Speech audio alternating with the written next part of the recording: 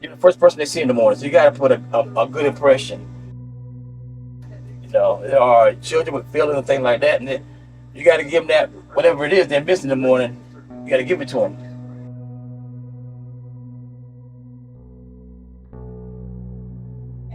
One name for Virgil. Very dependable. That's two. Dependable.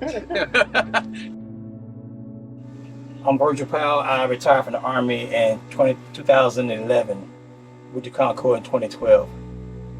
And I was going to sit down and not do anything for the rest of my life. My daughter was at early college, so I would take her to school in the morning just to get out the house and hang out a little bit. So when I pulled up to drop her off, I would see these buses. This one driver had on a Pittsburgh Steelers hat, so we started talking football. And in this conversation, oh man, come on. But anyone like, come on, be a bus driver, come on, be a bus driver. I said, no, man, I'm not doing that. Army for 30 years, I'm not doing that, man. So between that and me, my wife getting tired of me being in the house, not doing nothing, and getting on her nerves pretty much, I decided to become a bus driver in 2014. 9th year, I'm over here at West Cabarrus. So I see that a lot, you know. And then to see my kids from elementary going to middle school now, I see that a lot this year. You see kids in middle school going to high school.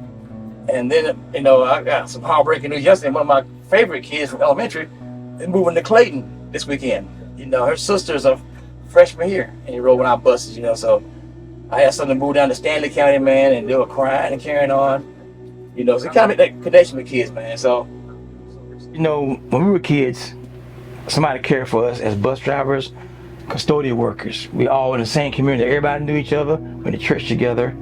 Cafeteria workers, teachers, everybody knew each other pretty much. You kind of, you know, instilled in you to do that. I discovered a note from the school for a middle school kid. Said so-and-so was taking stuff from the cafeteria. What? I said, child's hungry. He ain't doing it because he's hungry. So I'll put him to the side and say, man, you're good. You're good. I'll give him $5. You know, things like that, man. You know, you look at a kid and tell what their home life is and what they're going through. It's body language. Body language. Okay, this bus is for my kids that ride my bus if they have little brothers or sisters. And I'm giving away like 2 this year. And one little girl that goes to Weddington Hills, she came and said, my brother loves that bus. He plays with it all the time. And at first he was like kind of, you know, shy to me and wouldn't wave in the car. If I gave him this bus, man, like my best buddy, always waving.